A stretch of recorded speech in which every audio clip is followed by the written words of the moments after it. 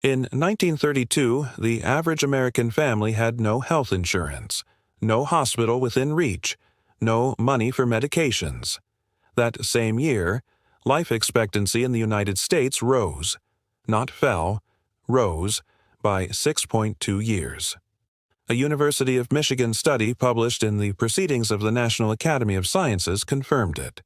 Mortality decreased for almost every age group, for men and women, white and non-white alike. Think about what that means. The worst economic disaster in American history. 1 in 4 people unemployed, families losing everything, and people were living longer. Researchers have been arguing about why ever since. The families living through it already knew the answer. They had no choice but to heal themselves. So they used what they had, what their mothers taught them, what cost nothing, what had always worked. In a factory town in Ohio in 1931, no hospital, no drugstore within 40 miles, that winter, not a single family lost a child to the flu that swept through neighboring counties. They used 20 healing methods passed down through 3 generations. Methods so effective that pharmaceutical researchers quietly studied them in the 1970s, then never published the results. Number 14 costs nothing, requires nothing but your own kitchen. Number 3 was eventually patented in a modified form and sold back to Americans at $47 a bottle. The original version is free. Hit subscribe, because what kept an entire generation alive without a single prescription may be exactly what you need to hear today. Let us count them down. Number 20. Chicken soup. Not canned, not powder, made from a whole bird, bones, skin, and all, simmered for hours on a cast-iron stove.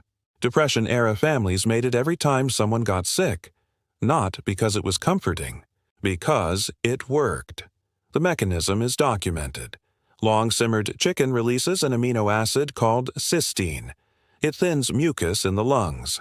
The hot steam opens airways. The collagen from the bones repairs the gut lining that infection breaks down. In 2000, Dr. Stephen Renard at the University of Nebraska published a study in the journal Chest. He tested his grandmother's chicken soup recipe in a laboratory. His finding: chicken soup inhibits neutrophil migration, the biological process responsible for upper respiratory inflammation. His grandmother's recipe, tested in a laboratory, confirmed. Depression-era families had no laboratory. They had a pot, a fire, and knowledge passed from mother to daughter for 100 years. That knowledge was correct. Campbell's had been selling condensed chicken soup since 1897. By the 1930s, it was being marketed as a convenient alternative. The sodium was 4 times higher. The collagen was gone. The cysteine had been processed out. The can looked like the cure. It wasn't. Your grandmother made the real version. She knew the difference. Number 19. Mustard plasters. Dry mustard powder, flour, hot water, mixed into a thick paste, spread onto a cloth, applied to the chest or back, covered with flannel, left for 20 minutes. That was it. For centuries, mustard plasters were the standard treatment for flu, coughs, colds, and pneumonia. During the early 1900s, doctors and pharmacists prescribed them for conditions like pneumonia, asthma, and bronchitis. The medical community considered them frontline medicine well into the 1930s. Dorothy Palmer trained as a nurse in the 1920s. She was instructed to administer mustard plasters every 4 hours to patients with pneumonia, along with fresh air from an open window regardless of the weather. Not as a home remedy, as a hospital protocol. The mechanism is straightforward. Allyl isothiocyanate, the compound that makes mustard hot, penetrates the skin and dramatically increases local circulation. Blood rushes to the chest wall. The lungs receive more oxygen. Mucus loosens. The fever breaks. Then dextromethorphan was patented in 1954. Commercial cough syrups flooded the market. By 1960, the mustard plaster had been reclassified from medicine to old wives' tale. A box of dry mustard cost 10 cents in 1932. A bottle of cough syrup costs $14 today. The mustard plaster fell from favor not because it stopped working. It fell from favor because it could not be packaged, patented, or sold. Your grandmother applied it to your chest when you couldn't breathe. She was following the same protocol as the hospital nurse down the road. Number 18. Apple cider vinegar. In ancient Greece, 400 BC, Hippocrates prescribed it mixed with honey for coughs and colds. Depression-era families were doing the same thing 2,300 years later. They just called it what Grandma always used. Vinegar was the Depression-era household workhorse, mixed with honey for sore throats. Used as an antiseptic on minor wounds, taken daily as a digestive tonic. Every kitchen had a jug of it.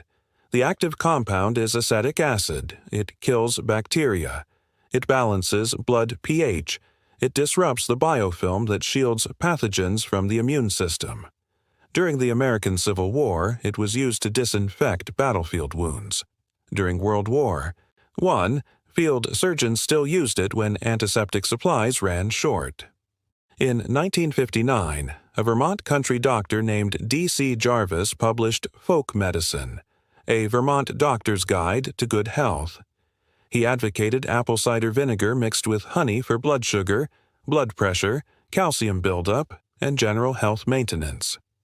His book sold over 1 million copies, not because the information was new, because an entire generation of Americans recognized it as exactly what their mothers had always done. The jar cost nothing. The knowledge cost nothing. It had been in the kitchen all along. Number 17. Cod liver oil. 1 teaspoon every morning before school. Depression-era mothers administered it without explanation. The children hated it. They gave it anyway. In 1920, researchers confirmed that vitamin D deficiency caused rickets, a crippling bone disease that had been ravaging children in American cities for decades. Cod liver oil was identified as the richest natural source of vitamin D available. By the 1930s, the practice of giving children cod liver oil daily was standard in American homes and schools across the country. The American Academy of Pediatrics later used a specific word to describe the result: eradicate. Cod liver oil eradicated rickets in the United States. 1 teaspoon a day. It wasn't just vitamin D. Cod liver oil is also one of the richest natural sources of omega-3 fatty acids and vitamin A on Earth. It reduces systemic inflammation. It supports brain development. It strengthens immune response. Then, synthetic vitamin D supplements entered the market. Calcium supplements followed, each requiring a separate purchase, each carrying a separate price. Cod liver oil delivers both, and more, in a single teaspoon. A bottle costs $12 and lasts months. Your grandmother made you take it every morning. You hated it. She was right. Number 16. Onion poultice. This one surprises people. Depression-era families used raw onion for ear infections, chest congestion, and infected wounds. Sliced thin, warmed in a cloth, applied directly to the affected area, left overnight. It sounds like superstition until you look at the chemistry. Onions contain quercetin, one of the most studied natural anti-inflammatory compounds in modern research. They contain allicin, the same bacteria-killing compound found in garlic. They contain organosulfur compounds that penetrate skin tissue and reduce bacterial load at the application site. A 2016 study published in Pharmacognosy Communications confirmed quercetin's significant anti-inflammatory and antimicrobial properties. Those were the mechanisms Depression-era mothers understood through observation, through 3 generations of sick children, through watching what worked and passing it forward. The onion poultice appeared in American folk medicine records, church diaries, and county health reports throughout the 1920s and 1930s. It cost nothing. Every kitchen had onions. Every mother knew the method. When penicillin became commercially available in 1945, the onion poultice disappeared from clinical conversation within a decade, not because it stopped working, because it couldn't be sold. Number 15. Medicinal teas. 3 herbs: chamomile, ginger, peppermint. Depression era. Families grew all 3 in the backyard garden, dried them in late summer, stored them through winter, brewed them as needed. Chamomile for stomach pain, anxiety, insomnia, and digestive illness. Ginger for nausea, inflammation, and respiratory infection. Peppermint for headaches, colds, and cramps. These were not preferences, they were prescriptions. Passed from grandmother to mother to daughter with the same precision that a pharmacist dispenses a bottle today. The research has confirmed every one of them. A 2010 study in the Journal of Psychopharmacology confirmed chamomile extract significantly reduces generalized anxiety disorder symptoms. A 2008 review in Obstetrics and Gynecology confirmed ginger as effective as pharmaceutical antiemetics for nausea. A 1996 double-blind, randomized trial confirmed peppermint oil as effective as acetaminophen for tension headaches. Depression-era families couldn't afford acetaminophen. They grew peppermint along the fence line. They harvested chamomile from the field edge. The plants cost nothing. They grew wild across rural America, and they worked exactly as well as the pill that eventually replaced them. Number 14. This is the one. Costs nothing.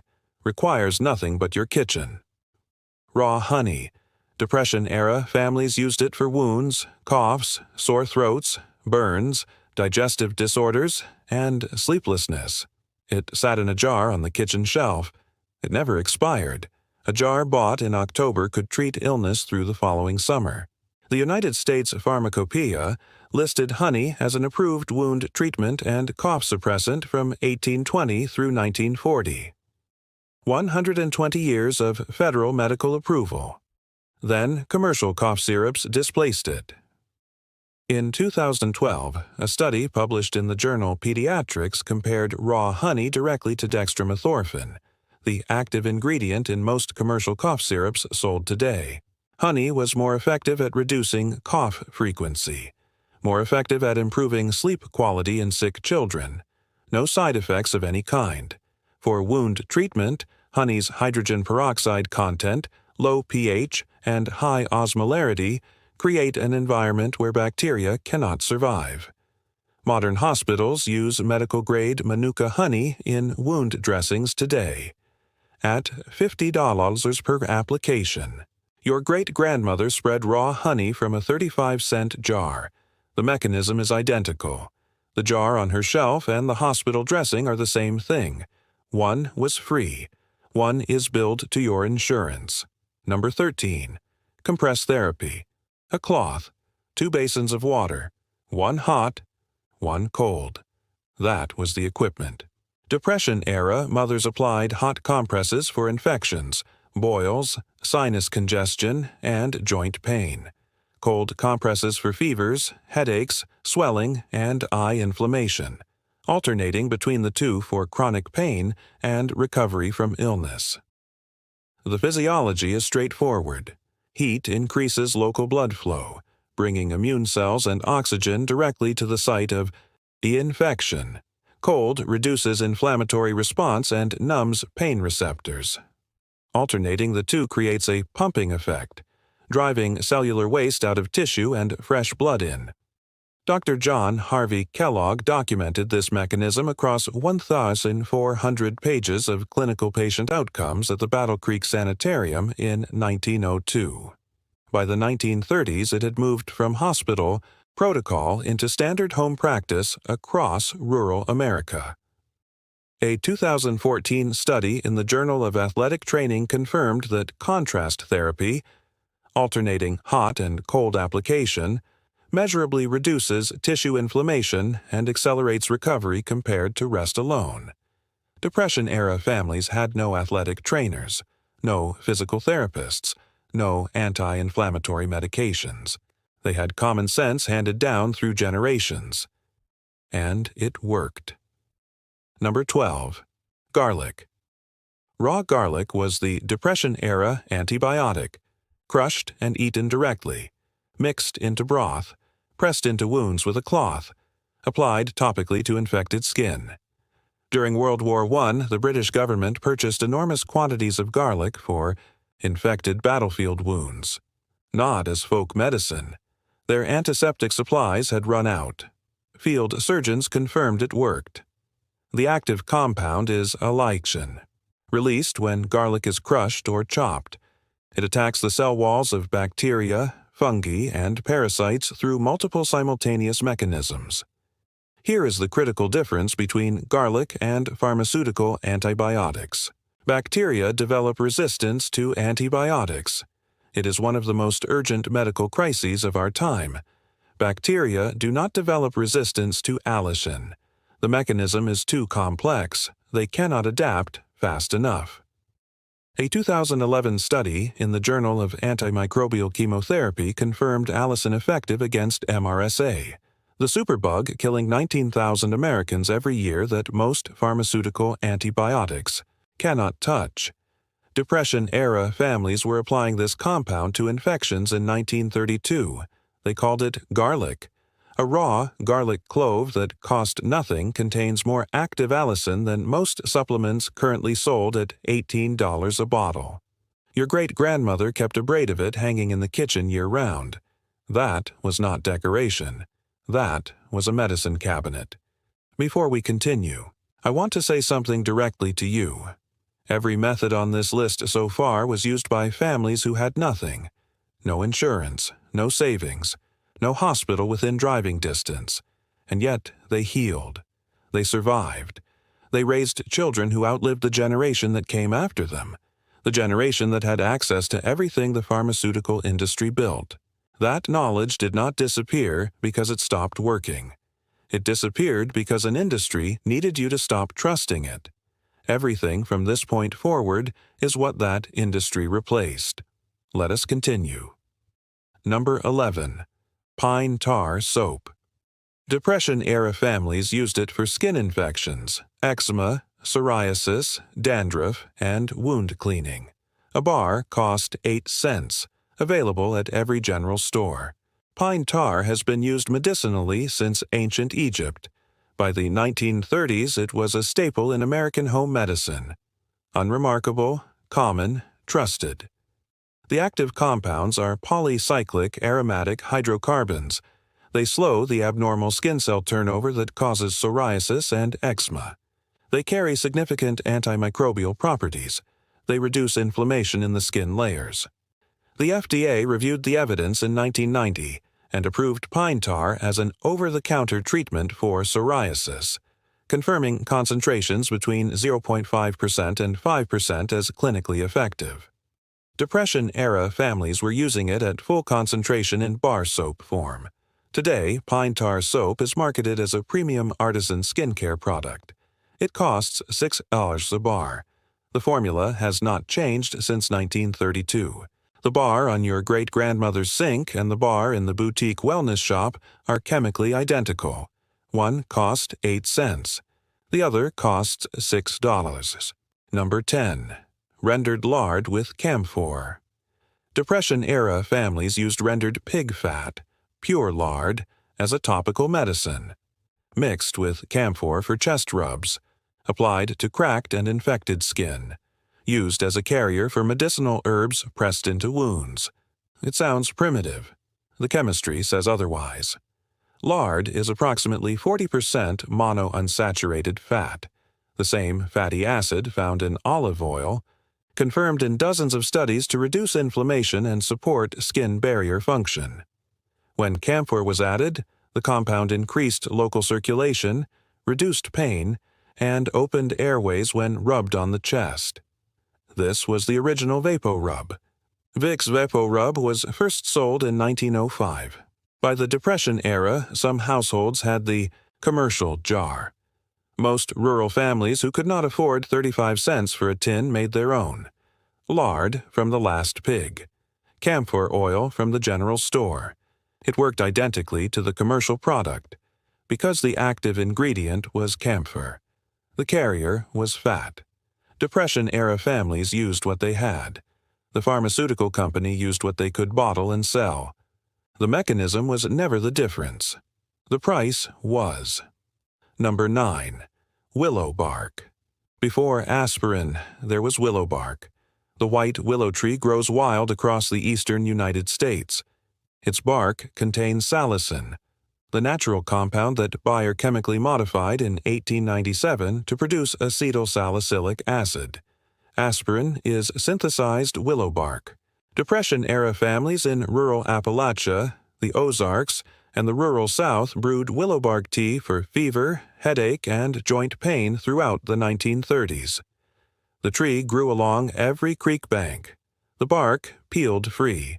The tea cost nothing.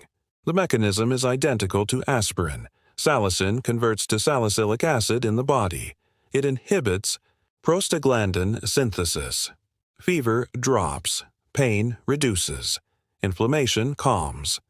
The difference: willow bark delivers salicin gradually, with measurably fewer gastrointestinal side effects than synthetic aspirin.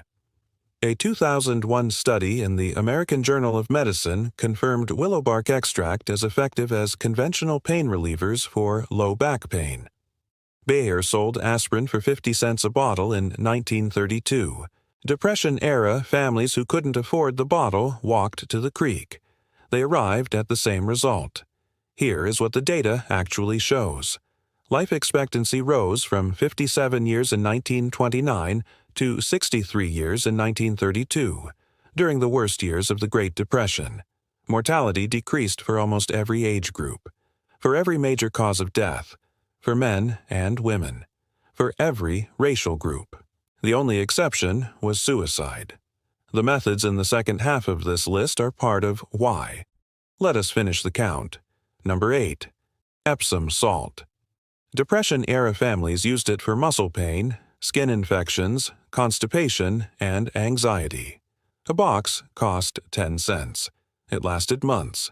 Epsom salt is magnesium sulfate. Dissolved in a warm bath, it is absorbed through the skin and measurably raises plasma magnesium levels, confirmed in a 2004 study by Dr. Rosemary Waring at the University of Birmingham. Magnesium is involved in over 300 biochemical processes in the human body. It regulates blood pressure. It controls blood sugar. It maintains heart rhythm. It calms the nervous system. It supports sleep. In 1932, magnesium deficiency was virtually unknown in rural America. People bathed in Epsom salt. They ate food from mineral-rich soil that had not yet been depleted by industrial farming. Today, magnesium deficiency affects 75% of American adults. The symptoms, anxiety, insomnia, muscle cramps, irregular heartbeat, are now treated with Xanax, Ambien, beta blockers, and statins.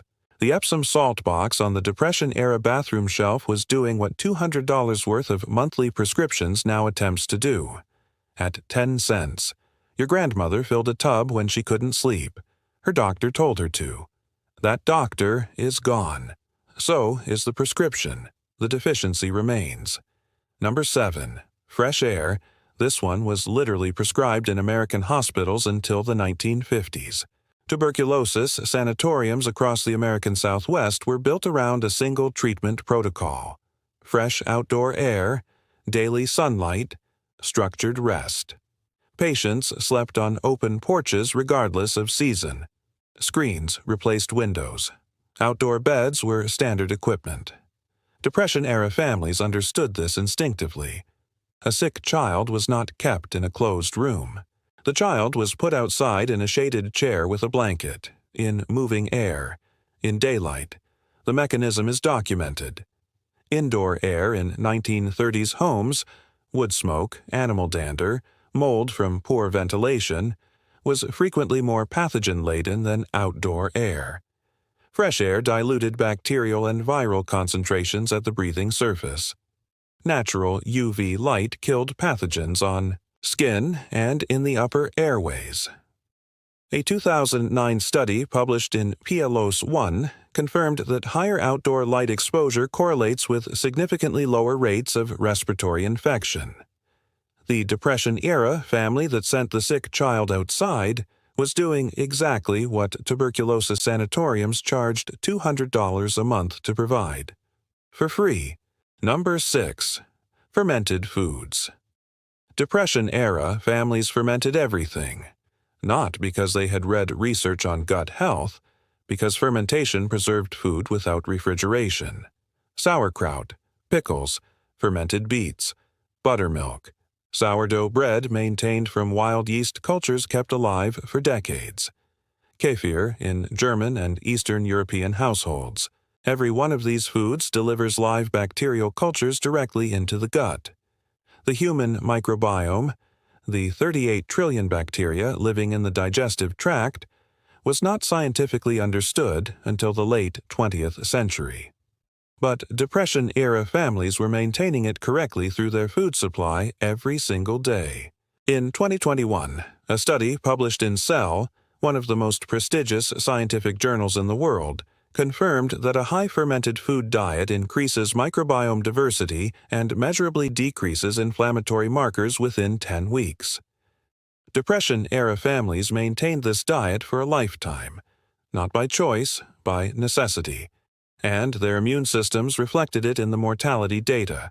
The processed food era eliminated fermented foods from the American diet almost entirely. The probiotics industry now sells back what was removed at $40 a bottle per month. The sauerkraut crock in your great-grandmother's cellar contained more live cultures than any supplement currently marketed in the United States. Number 5. Castor oil. Depression era. Families used it for everything. Constipation, skin infections, joint inflammation, wound treatment, a drawing agent for boils and splinters, a chest rub mixed with camphor. One bottle cost 15 cents.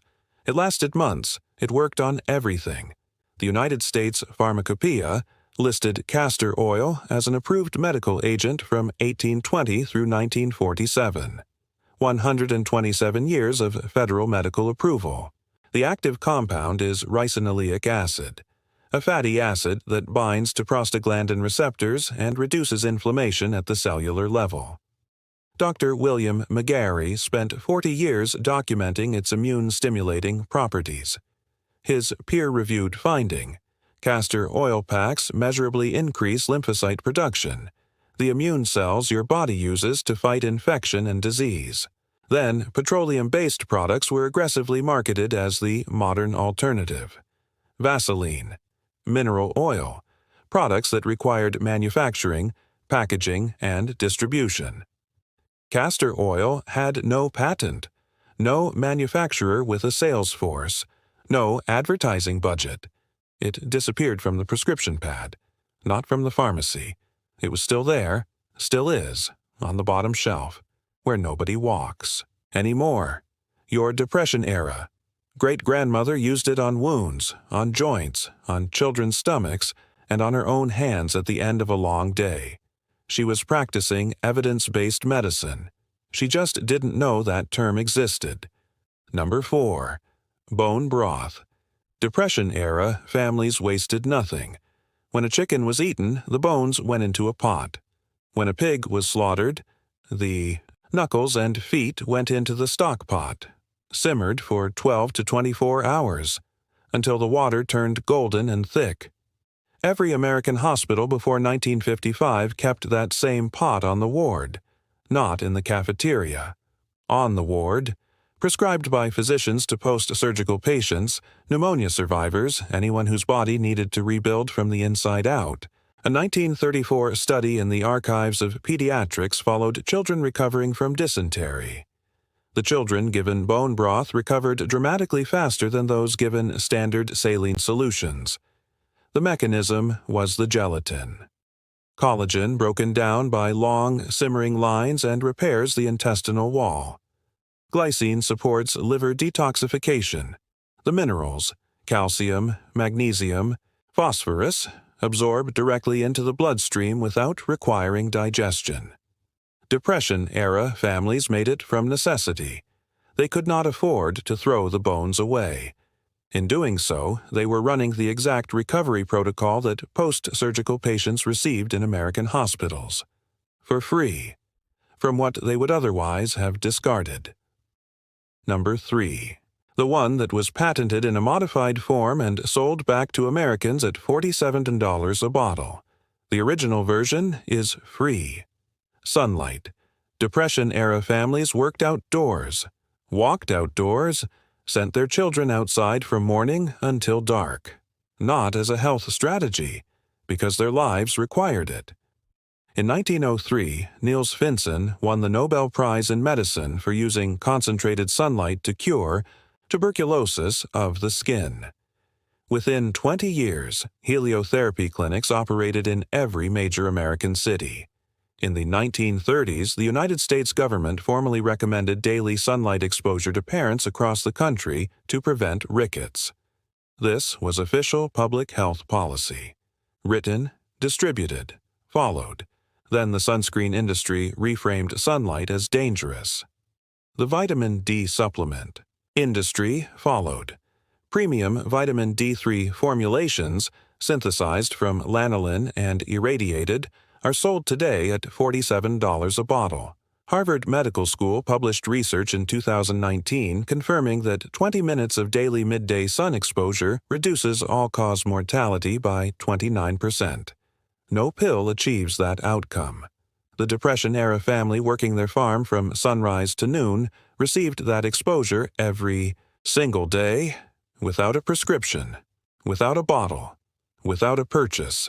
They were simply outside, as human beings have been for 300,000 years, until someone found a way to sell the alternative. Number 2.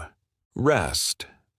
Depression-era physicians, when they could be reached, prescribed rest as a primary treatment for acute illness, not as a supplement to medication, as the treatment. Because they understood something the modern medical system has quietly abandoned. The body heals during sleep, not metaphorically, biochemically, at the cellular level. During deep sleep, the brain's glymphatic system flushes toxic proteins from brain tissue.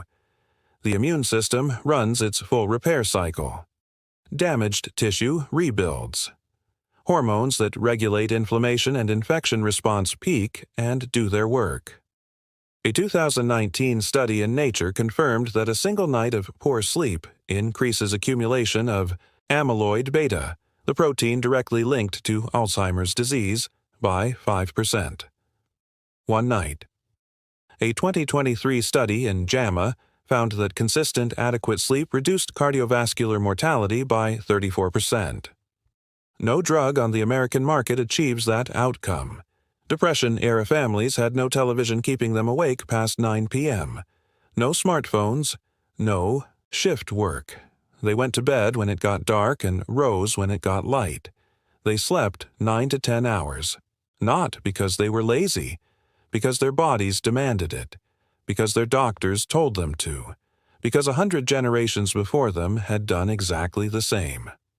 The sleeping pill industry now generates $80 billion annually treating a problem that was created by taking that rest away. Number 1. The single most powerful healing method. Depression-era Americans used was not a remedy, not a herb, not a compress, not a protocol. It was food, real food, grown in mineral-rich soil that had not yet been depleted by industrial agriculture, cooked from scratch every day, eaten at a table, together. Think about what was on that Depression-era table. Vegetables from the garden, chicken from the yard, eggs from the coop, beans from the cellar, whole grain bread from wheat that hadn't been stripped of its germ and bran, animal fat that hadn't been replaced with hydrogenated seed oil, fermented vegetables preserved from the harvest. No Twinkies, no frozen dinners, no artificial food dyes. No high-fructose corn syrup. Just what grew, what was raised, what could be preserved through winter. The diseases now killing Americans at epidemic rates: cardiovascular disease, type 2 diabetes, obesity, inflammatory bowel disease, early cognitive decline, were rare in the 1930s. Not absent. Rare. The difference was not genetics. It was not access to superior medical care. Depression-era families had almost none. It was the food. And something the mortality data makes impossible to ignore.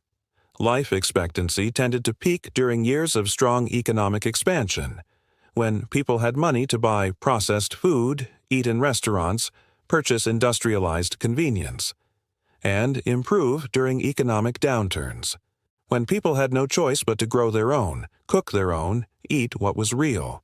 Depression-era families didn't know they were doing anything remarkable. They were just surviving, and in surviving, eating real food, sleeping when it got dark, working outdoors with their hands, healing themselves with what grew in the ground, they did something that $4 trillion in annual American healthcare spending has failed to replicate. They stayed well. Every method on this list cost nothing. Honey from a jar, garlic from a braid, willow bark from the creek, a walk outside, an early bedtime, a pot on the stove with last night's chicken bones. The generation that used these methods survived the worst decade in American history and lived longer doing it. Not because they were stronger than us, because they had not yet been separated from the knowledge of how to take care of themselves. Try one tonight. Just one. Make real soup from a real chicken. Go outside for 20 minutes. Go to bed when it gets dark. Then come back and tell me what changed. Tell me what your grandmother used to do that you thought was old-fashioned, because it was exactly right. Drop it in the comments. Share this with someone who needs to hear it. If you made it this far, you already know more about staying healthy than most people learn in a lifetime. Subscribe, because what is coming next in this series may be the most important video we have made yet.